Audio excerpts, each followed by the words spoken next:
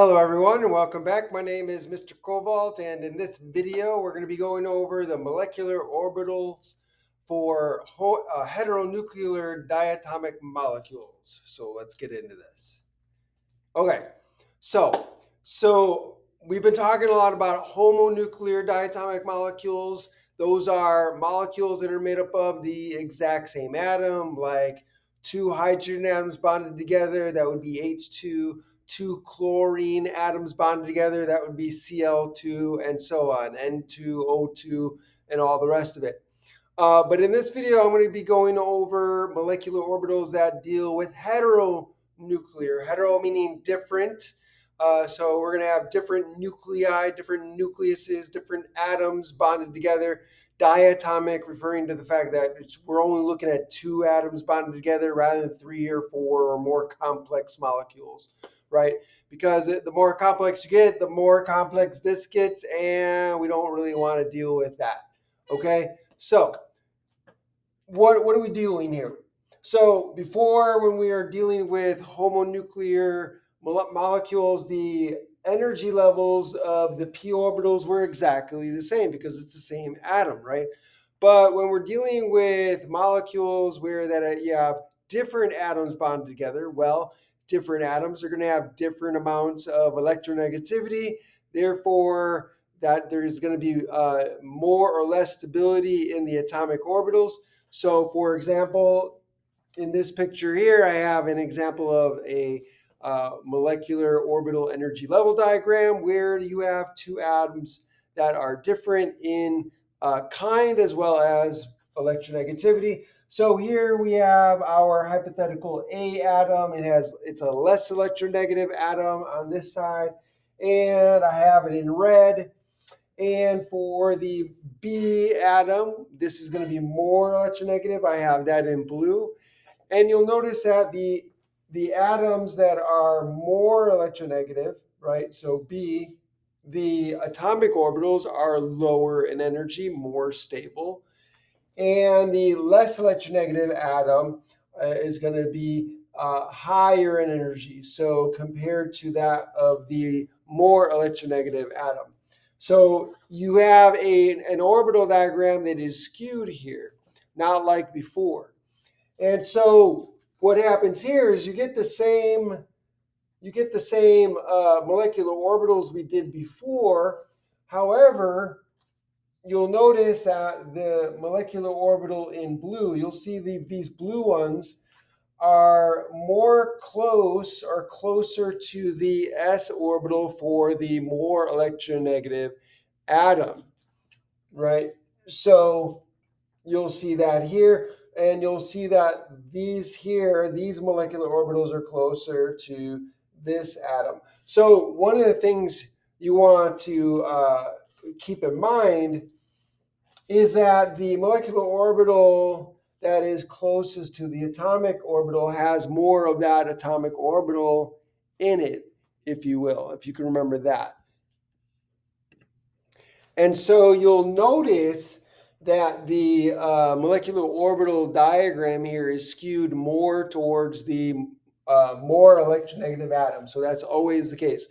So you'll notice that the bonding molecular orbitals are closer to the atomic orbitals for the more electronegative atom. The antibonding molecular orbitals are closer to the less electronegative atom.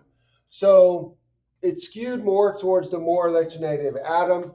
So one thing you want to keep in mind is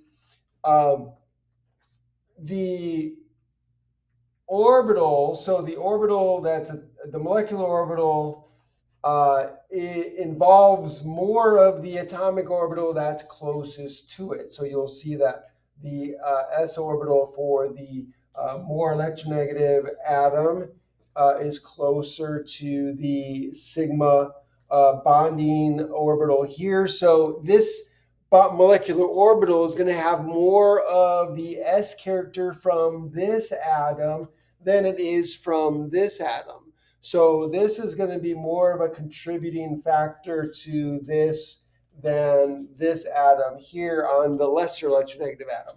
but the less electronegative atom contributes more to the antibonding molecular orbital, the sigma here, than the s orbital here. So because you'll notice that they're closer in energy. So these two are closer in energy. So this one is going to contribute more to this than this one. This molecular orbital is closer to energy to this atomic orbital. So this will be contributing more to this atomic molecular orbital than this one. And you can see for these as well.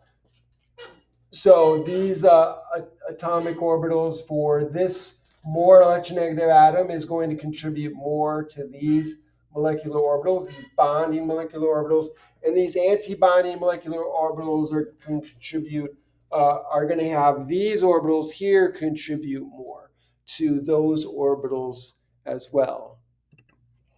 And what does this tell us more about the bond here between these two atoms? One thing that this indicates to us is that the electron density between the two atoms is no longer symmetrical. So when we're dealing with homonuclear diatomic molecules and we're looking at the molecular orbital diagrams there, the energies contributing to the molecular orbital diagrams, the atoms, the atomic orbitals, it was all symmetrical because everything was equal. The atomic orbitals have equal energy, so they're contributing equally to the molecular orbitals, but this is not the case for a heteronuclear diatomic molecule. In this case, you'll see that the molecular orbitals are going to be influenced more by the more electronegative atom, the atomic orbitals here. So it's not going to be symmetrical, but they're going to the electron density is going to be more close to the atoms that have the more electronegative that are on the more electronegative atom. And so, since the energies of the bonding molecular orbitals we see here, right? So the energies of the bonding molecular orbitals are closer in energy to the atomic orbitals on the more electronegative atom. That means that the electron density is going to be closer to the more electronegative atom, and therefore explains or predicts that you're going to have a polar bond or a dipole moment in the bond, right? So in this case, molecular orbital theory can describe polar bonds. Okay, so I hope you enjoyed this introduction. Next, I'll go over some example problems. So stay tuned. Okay, welcome back. So now we're going to deal with an example problem. So here we have an odd number of valence electrons, NO. So NO is going to be our first example. So here I have nitrogen on the less electronegative side, and I have oxygen on the more electronegative side. Nitrogen is in group 5, so it has 5 valence electrons. So we're going to fill those in here. 1, 2, and then 3, 4, 5. And oxygen is in group 6. It's going to have 6 valence electrons. So we'll put 6 over here. So that's 1, 2, 3, 4, 5, and 6. So now we're going to go ahead and fill in the molecular orbitals with their electrons. So we have 5 and 6. That's 11 electrons. So we'll start from the bottom. We'll do 1, 2, up and down. 3, 4, up and down, 5, 6, up and down, and then we have 7 up, 8 up, 9 down, 10 down, and then our last one goes up here. We'll put that spin up. And so this is what the orbital diagram looks like for NO. And so using our orbital diagram, we can see a few things regarding NO. So one thing is that we can see that there's the bond order. We can calculate the bond order for this molecule, right? So before I get into that, one, you can see that there's an odd number of electrons for Lewis electron dot pairing for Lewis structures, pairing electrons. That doesn't quite explain the odd number of electrons.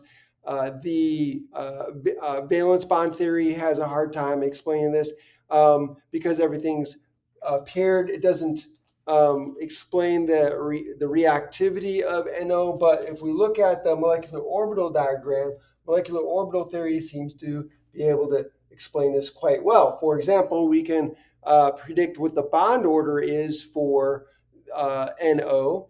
So if we calculate the bond order of NO, again, that's the number of bonding electrons. So we're going to take the number of bonding electrons. That's going to be 1, 2, 3, 4, 5, 6, 7, 8.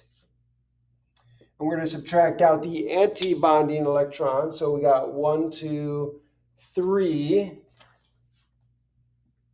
We're going to divide that by 2. So this is going to be 5 divided by 2. And so we have 2.5. So the bond order of NO would be predicted to be 2.5 bonds, right? 2.5 bonds. So that's between a double bond in oxygen and the triple bond in nitrogen. So O2 and N2. So O2 has a double bond, and nitrogen N2 has a triple bond. And so we see that the bond order for NO is between those two, right? 2.5. And that's what we see in the data. We see that the length and the energy of the bond for NO is between that of N2 and O2. The other thing is we can also explain the reactivity for NO by noticing that we have this one electron. Notice that one electron that's by itself is in a reasonably or pretty much higher orbital than the lower one. So we might expect that this one electron, being at a much higher energy level, would react similar to, say, sodium or other like alkali metals that only have one electron in their valence shell.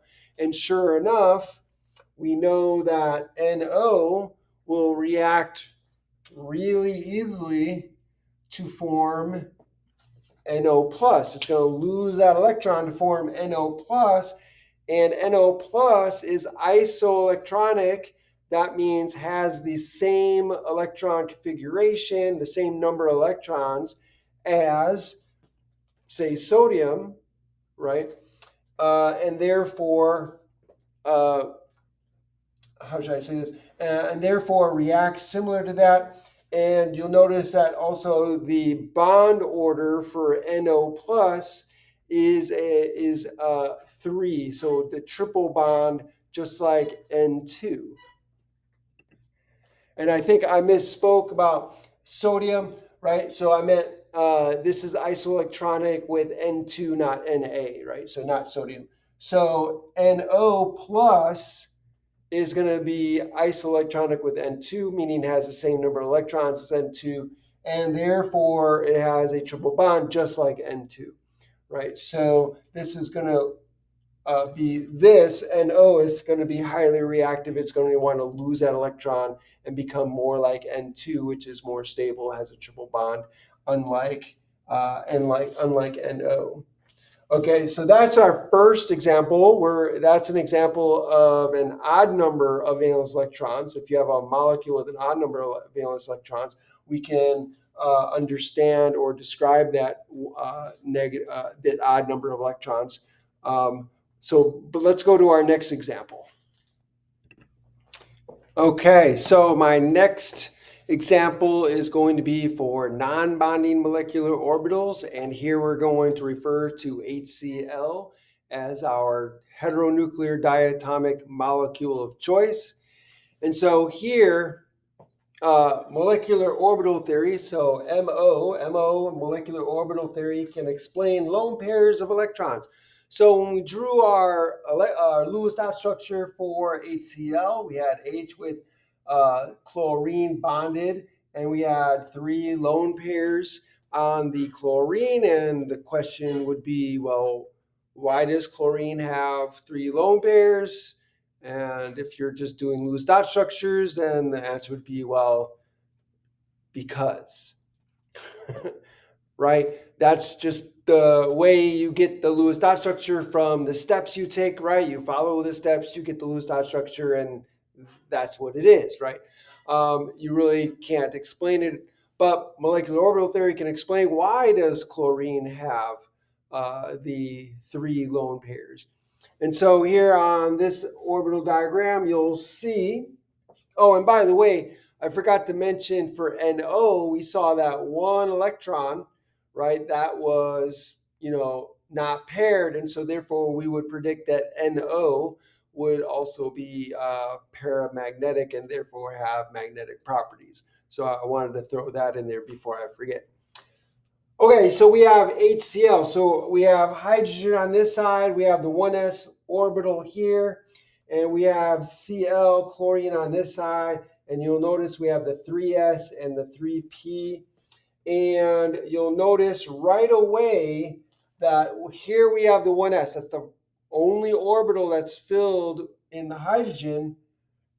And we have the 3s. So notice that the 3s, we still have the 1s and the 2s and the 2p and all of that below here. So you'll notice that chlorine is a very highly electronegative atom compared to hydrogen. So the energy levels, the energy levels of the orbitals are much lower, more stable.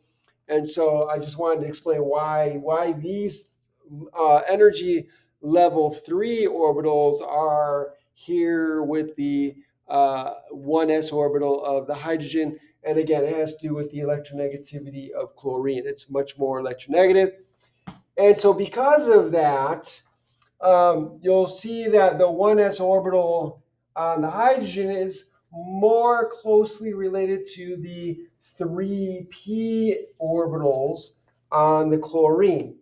And so what's going to happen is you're going to get overlap between the 1s orbital on the hydrogen and one of the p orbitals, the 3p orbitals on the chlorine. And so when we add these to the molecular orbitals, so we have 1 electron here, we have 7 valence electrons here, so that gives us 8. And so when we fill this in, we're going to fill in, again, following the same rules and principles. We have 2 electrons there, we're going to put 2 electrons there, so that's 4. And then we're going to put 1 there, spin up, and then we're going to pair them up, spin down. And so there you'll notice that we have our 8 electrons filling in the molecular orbitals. And so now we can kind of see that where the lone pairs come from. So again, just to continue with the combining of the atomic orbitals, so the 1s orbital is going to only combine with one of the p's, right? So typically we'll say it's the pz orbital. So we'll have the 1s and the 3p. The 3p is lower in energy, so we call this the sigma 3pz orbital. So this is going to be more involve more of the p orbital, the pz orbital, than the s orbital, since the p orbitals are lower in energy. And so this s orbital can only interact with one of the p orbitals here. The other 2 p orbitals are not able to interact with the s orbital, probably because they're perpendicular to the pz. So the pz, you have that internuclear overlap, right? And so more overlap between the pz and the s than you would have for the px and the py. So then the py and the px are not going to be involved in the making of the interactions here between the sigma and the sigma star. So that means that the other two p orbitals are going to be non-bonding molecular orbitals, right? So you got non-bonding molecular orbitals here. And then the 3s here is lower in energy, right? It's much lower in energy than the 1s. So this is not going to be involved in any sort of bonding as well, because there's no molecular orbitals. It can't really interact with any molecular orbitals on the hydrogen. It's just got the 1s. That's it, right? So the 3s down here is not going to be involved in any bonding. So that becomes a non-bonding molecular orbital. The two p orbitals here are not going to be involved, like the px, py. That's not going to be involved in any molecular bonding. So that's going to be two non-bonding molecular orbitals. And so here we have three non-bonding molecular orbitals that are filled with electrons. And you'll notice I have two electrons here, two there, two there. Those would be your lone pairs. So anytime you have non-bonding molecular orbitals that have electrons in them, that's going to be your lone pairs. And so that we have three lone pairs in our Lewis structure, and we have three non-bonding molecular orbitals that have electrons in them. That's our lone pairs. Oops.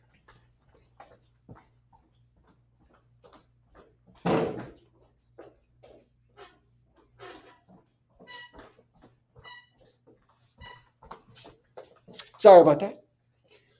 So that explains the lone pairs, right? So the non-bonding.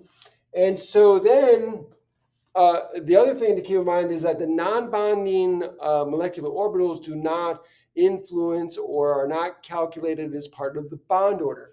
So we would ignore the non-bonding electrons because that's not going to be part of the bonding order. And when we calculate the bond order, oops. So the bond order would be, again, the number of bonding electrons. So we have 1, 2, 3, 4, right? So we have 4. Oh, nope, we don't want to count that. That's non-bonding. So this would be two bonding electrons. So that's not going to be counted because that's non-bonding. So that's 2. So we got 2 non-bonding. We don't have any anti-bonding. So minus 0 divided by 2. So 2 divided by 2 gives us 1. The bond order is 1. So we would expect there to be one bond between the hydrogen and chlorine, a single bond, and that's what we actually get. Okay, so it predicts the correct bond order, and it also predicts or describes the difference in electronegativity. So you'll notice that because the bonding molecular orbital is closer to the 3p orbital, that would indicate that the electron density is going to spend more time on the chlorine because you have the bonding molecular orbital closest in energy to the 3p orbital in chlorine. And so you would expect that the electron density would be closer to the chlorine atom than the hydrogen atom, and so that would help to describe the bond, right? If we have the HCl bond, that would describe the chlorine as being partially negative, and then the hydrogen would be partially positive.